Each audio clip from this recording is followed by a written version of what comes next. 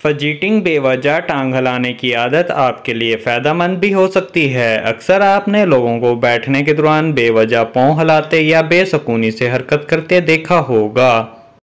जब हम बच्चे थे तो हम में से बहुत कम लोग ऐसे होंगे जिन्हें उस्ताज़ा और वालिदैन ने कुर्सी पर झूलने, इधर उधर दौड़ने, बिलावजह पेंसिल से रबड़ तोड़ने या बॉल पॉइंट की टिक टिक पर डांटा नहीं होगा। इस डांट की वजह पढ़ाई पर तवज्जो ना देना नहीं थी।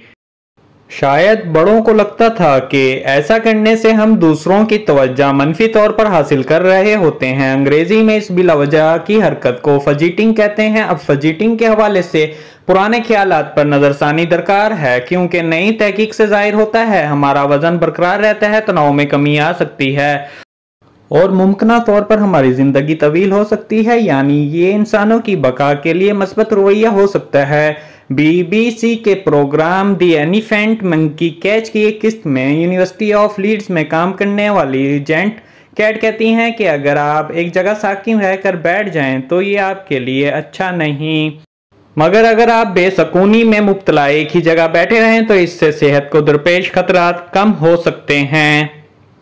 फजीटिंग क्या है? ये समझा जाता है कि इसका मतलब बेचैनी और जहनी तनाव है। ताहम एप्सन फाउंडेशन के सदर और मियो क्लिनिक में तिब के प्रोफेसर जेम्स लेवाइन कहते हैं कि ये जिस्म के किसी मखसूस हिस्से की ताल पर मबनी हरकत है जिसे आपका दिमाग कंट्रोल करता है।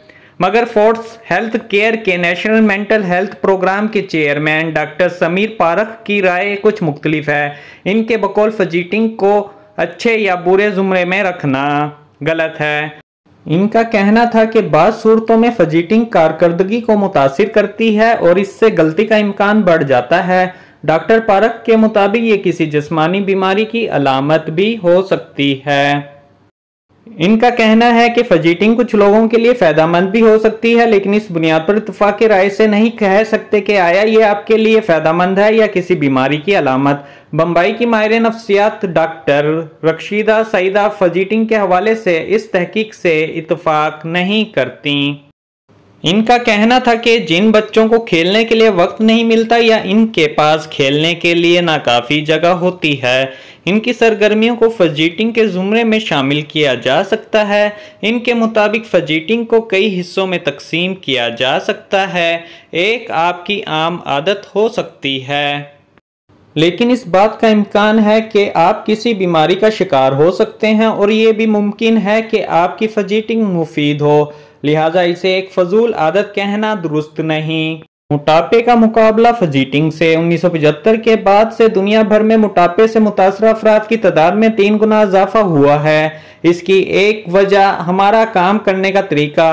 काम के दौरान हम घंटों कुर्सी पर बैठे रहते हैं, जिसकी वजह से हमारे जिस्म का मेटाबॉलिज्म यानी खाना हजम करने की सलाहियत सुस्त हो जाती है।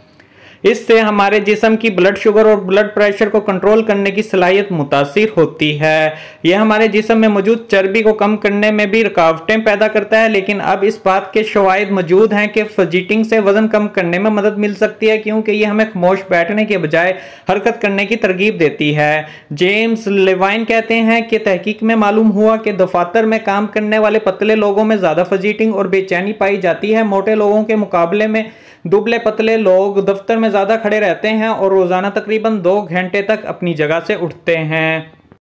वो कहते हैं कि फजीटिंग जैसी सादा आदत हमारे जिस्म में इजाफी तवानाई इस्तेमाल करने में मददगार साबित होती है। एक महदूद तहकीक में यह देखा गया कि फजीटिंग के जरिए 24 अफराद ने अपनी इजाफी तवानाई कैसे इस्तेमाल की। इसमें मालूम हुआ कि फजीटिंग करने वालों ने अपने जिस्म से 29% ज़्यादा कैलोरीज ज़ाया की। यानी इससे जाहिर होता है कि फजीटिंग जिस्म में तवानाई के तवाज़न को बरकरार रखने में मदद देती है, ताहम यह खुद को फिट रखने के लिए एक्सरसाइज का मुतबादिल नहीं है। बाज़ माहिरीन की राय में मोटापे को कम करने के साथ साथ फजीटिंग हमारे दिमाग के लिए भी मुफीद हो सकती है।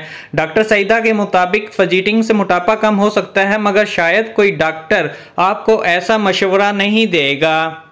उन्होंने कहा कि फजीटिंग और दीगर जिस्मानी हरकत में बहुत फ़र्क है और हमें इसमें कोई शक नहीं होना चाहिए कि फजीटिंग एक्सरसाइज का मुतबादिल नहीं हो सकती। क्या फजीटिंग तवील जिंदगी का बाइस बन सकती है? अगरचे अभी तक इसके कोई तस्दीक शुदा शवाहिद नहीं कि फजीटिंग आपकी उम्र बढ़ा सकती है, ताहम माहिरीन का ख्याल है कि मुसलसल तनाव हमारी जिंदगी को कम कर सकता है। माहिरीन के मुताबिक खामोश बैठना आपके दिल के अमराज का खतरा 2 गुना बढ़ा देता है। इससे ज्यादती, मोटापे, डिप्रेशन और परेशानी का खतरा भी बढ़ जाता है। इस दौरान फजीटिंग हमारे तनाव को कम करने में मदद करती है। एक मुताला किया गया जिसमें 42 अफराद को तनाव की हालत में रखा गया। इन्हें नौकरी के इंटरव्यू जैसी सूरत हाल में बैठाया गया और इसके बाद इन्हें 2 लोगों के सामने कुछ काम सौंपे गए। इस मुताले में मालूम हुआ कि जो लोग बेहंगम रवैये का शिकार थे, यानी वो लोग जो अपने होंठों को नोचते हैं, अपने होंठों को काटते हैं या बार बार अपने चेहरे को छूते हैं, वो तनाव कम रखने में कामयाब रहे। फजीटिंग इन खतरात को कम करने में भी मदद कर सकती है जो ज्यादा देर तक बैठने से जिस्म को दरपेश होते हैं। तहकीक से पता चला है कि बैठते वक्त अपनी टांगों को हरकत देने से आपकी टांगों की शरियानों की हिफाजत होती है और शरियानों की बीमारी को रोकने में मदद मिलती है।